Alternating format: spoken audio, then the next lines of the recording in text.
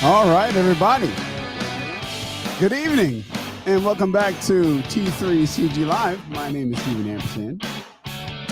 I am your host, and as always, I'm here to help you and the people you love get to and through college, university, or the trade schools earlier on time with minimum to no debt.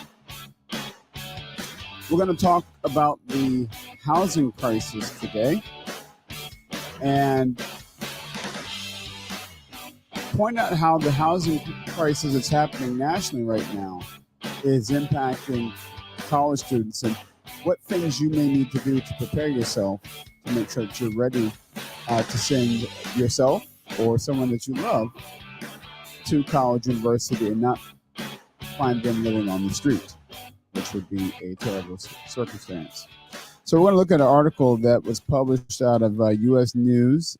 This came out on April the 26th, and we're going to read the article. And so I'm going to go ahead and, without further ado, cut to camera number 2. Okay, so let's see here. Title says, Housing Shortage. Soaring rents squeeze U.S. college students. College students squeezed by a massive housing shortage and rising rents are living in motels, commuting long distances, or sleeping in their cars. This is Associated Press, and again, April 26th. So let's go ahead and take a look at this. Okay, Berkeley, California. Let's just start with a want there because we know prices in California are just astronomical. But okay. UC Berkeley sophomore Terrell Thompson slept in his car for nearly 2 weeks at the start of the school year last fall, living out of a suitcase stashed in the trunk and texting dozens of landlords a day in a desperate search for a place to live. The high-achieving student from a low-income household in Sacramento, California, was majoring in business administration at one of the most prestigious universities in the world. Yet Thompson folded his 6-foot frame into the back of his Honda Accord at night, wondering how he would ever find a home in the exorbitantly expensive San Francisco Bay Area city. Academically, it was hard because I'm worried about finding housing, and I'm worried about my clothes, and I'm worried about getting my car broken into all the time, said the 19-year-old Thompson, who now lives in a studio apartment he found last September. I was anxious, 24/7. College students across the U.S. are looking for housing for the 2022 and 2023 school year, and if 2021 was any indication, it won't be easy.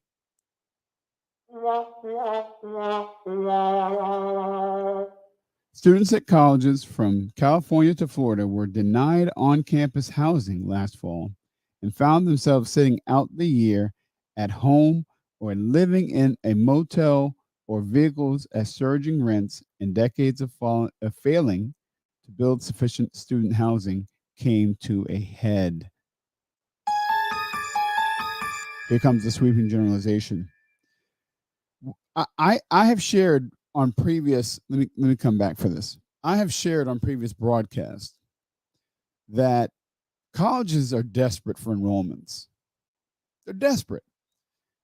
You have an ever shrinking pool of students that are interested in college, academically prepared for college, financially prepared for college, and frankly, just in available warm pulses and bodies.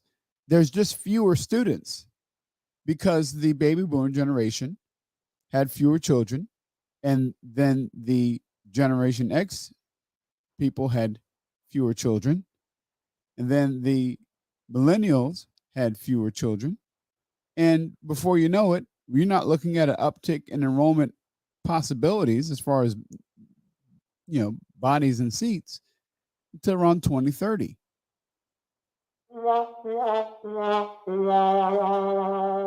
Colleges and universities are desperate for enrollments. So on the one hand, that should be a win for you, right? I mean, yay, I can pretty much get in anywhere. I can apply and I'm pretty much going to get accepted most places because they need me, right?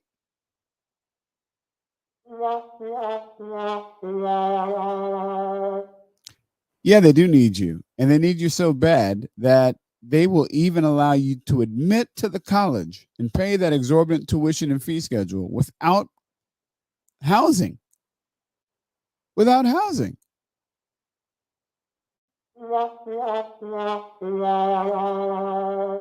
Let's read on.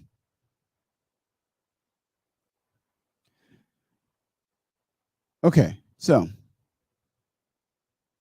we see it came to a head. All right, let's keep going. All right. For some colleges, the housing crunch was related to an increased demand by students who had been stuck at home during the pandemic. For others, including many in California, the shortage reflects a deeper conflict between the colleges and the homeowners who don't want new housing built for students who they say increase congestion and noise.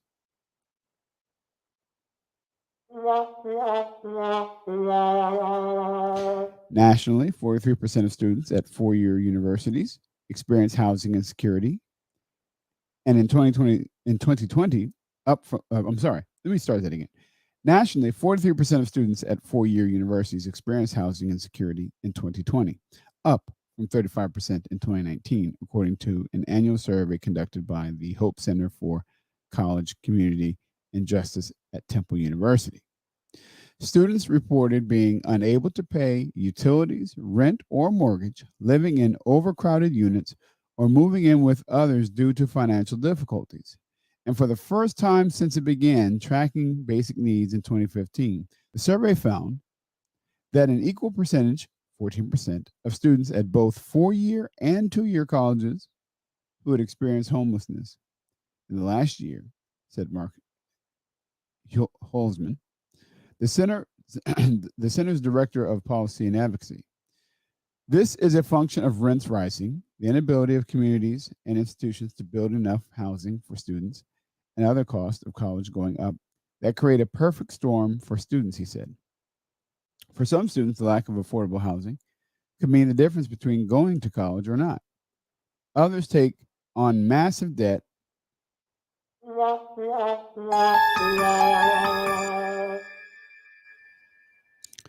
take on massive debt or live so precariously they miss out on all the extracurricular benefits of higher education.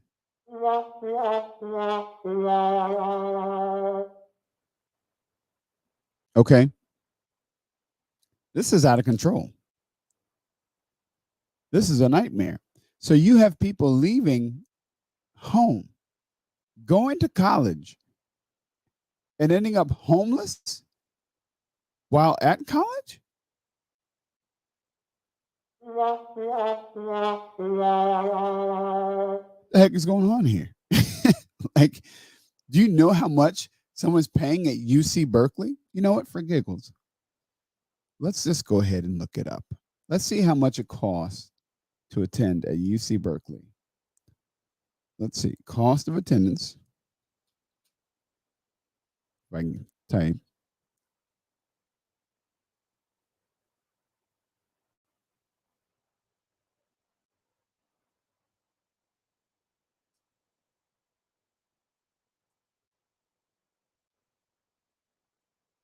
Sheesh.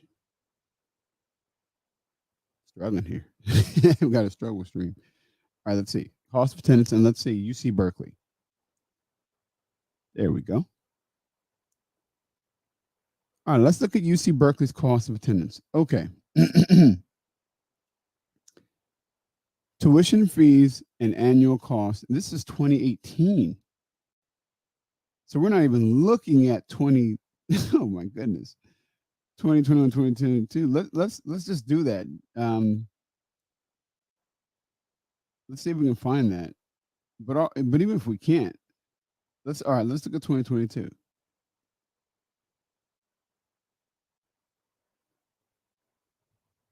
Okay.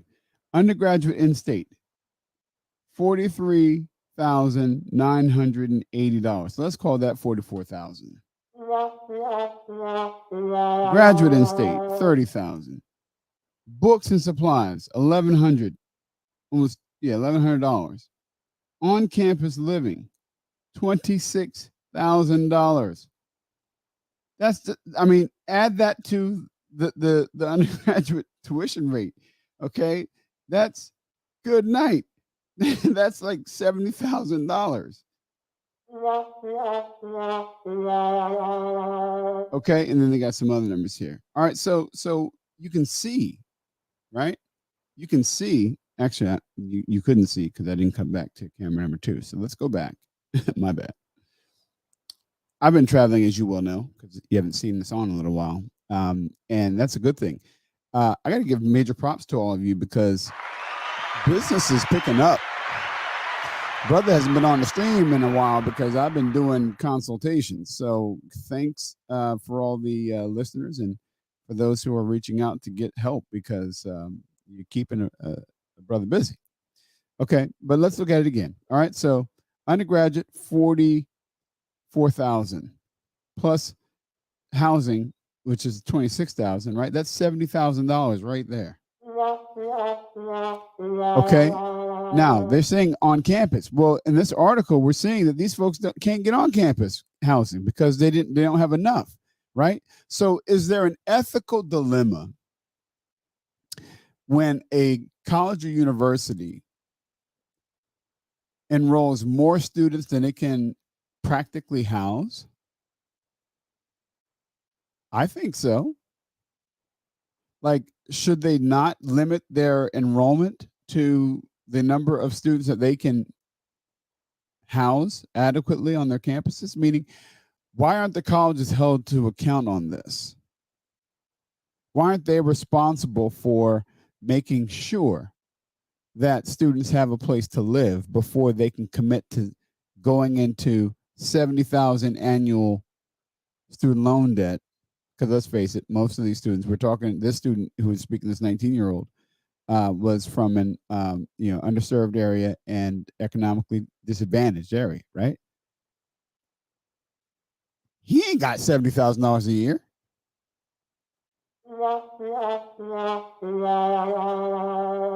Okay, well, he's living in his car, so Stephen is cool. He's only paying 44.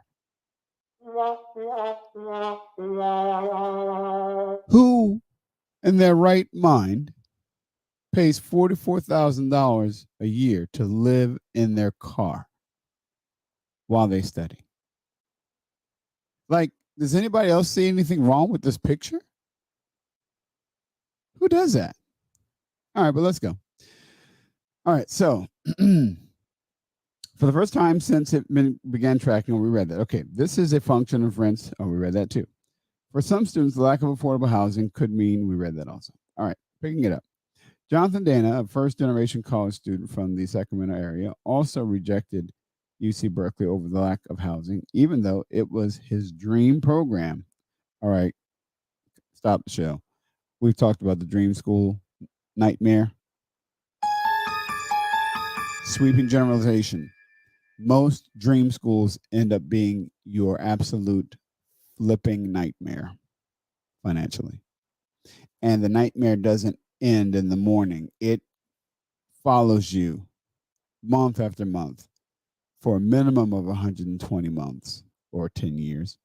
Most people 20 years plus still have student loan debt that borrow at these levels. It's a nightmare. So let's just call that what it is. All right, here we go. Okay. He found okay, let's see. Even though it was his dream program, he found a studio at the heavily subsidized Rochdale Apartments for under $1,300 a month. But he might have to move because the bare bones units may close for a seismic renovation. Dina, 29, wants to continue living within walking distance of campus for a robust college experience. Okay, hang on. Wait a minute. Wait a minute.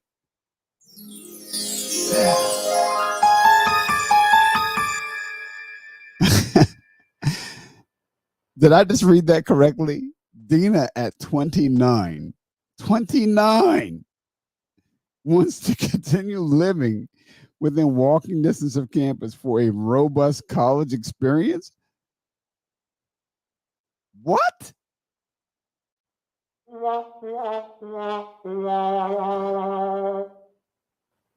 Why is a 29-year-old still interested in a robust college experience? I mean, I'm laughing, but sadly, this is the mindset of a lot of late 20-year-olds because we have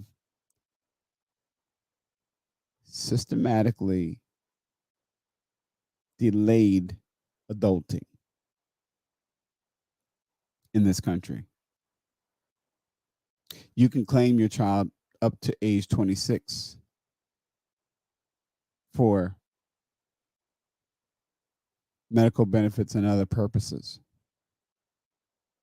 So naturally, when you are 26 and still being claimed by your parents, you're going to be, sweeping generalization, because not everybody, but if you're 26 years old and or 29 years old, let's say, and like Dina here, and you're looking for a robust college experience at 29, you have experienced developmental delay. Let's get back to it.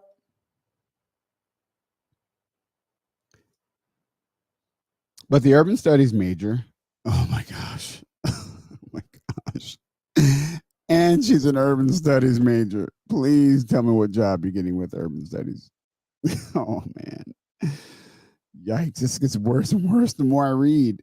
Dina 29 wants to continue living within walking distance of campus for a robust college experience, but the urban studies horrible major and student government housing commission officer said it's kind of scary. Yeah, I'll say this is scary that this person is a leader on the campus, student housing commissioner. Yikes. It's kind of scary how high rents are near campus. Online listings showed a newer one bedroom for one person at $3,700, as well as a 240 square foot, 22 square meter bedroom for two people, sharing a bathroom for nearly $1,700 per person a month. If I go to school in Berkeley, I would love to live in Berkeley, he said. Oh, my apologies. Dina is a man. Because I'm just saying the pronoun. So, nationally, rents have increased 17% since March 2020, said Chris Salvati, senior economist with Apartment List. But the increase has been higher in some popular college towns. Chapel Hill, North Carolina, saw a 24% jump in rents, and Tempe, Arizona, saw a 31% hike. In some cases, the rental increases have been exacerbated by a lack of on campus housing. Last fall, demand for on campus housing was so high that the University of Tampa offered incoming freshmen a break on tuition if they deferred until fall of 2022.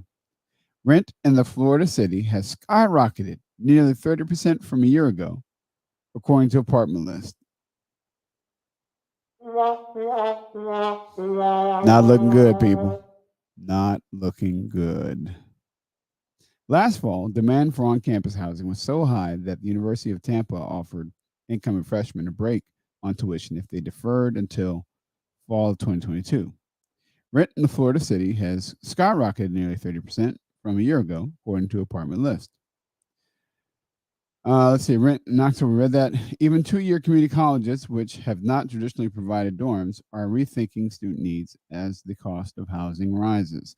Let me just say this parenthetically that when I was a chief student affairs officer at a community college, and even before that, when I was a financial aid director at a different community college, I always said if we ever went to dormitories at the community college, I'd be out, just out.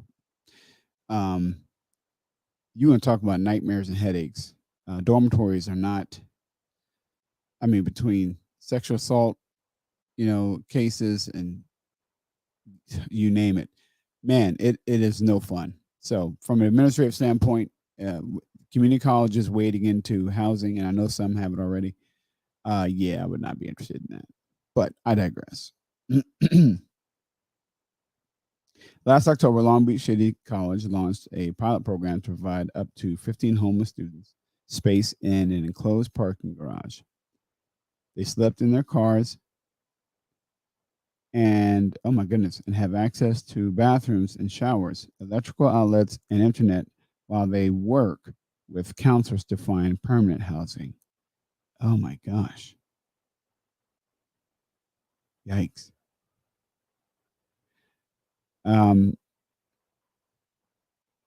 Yaduk Joe Natuk, president of the college's board's trustees, hesitated when asked if the program will be renewed.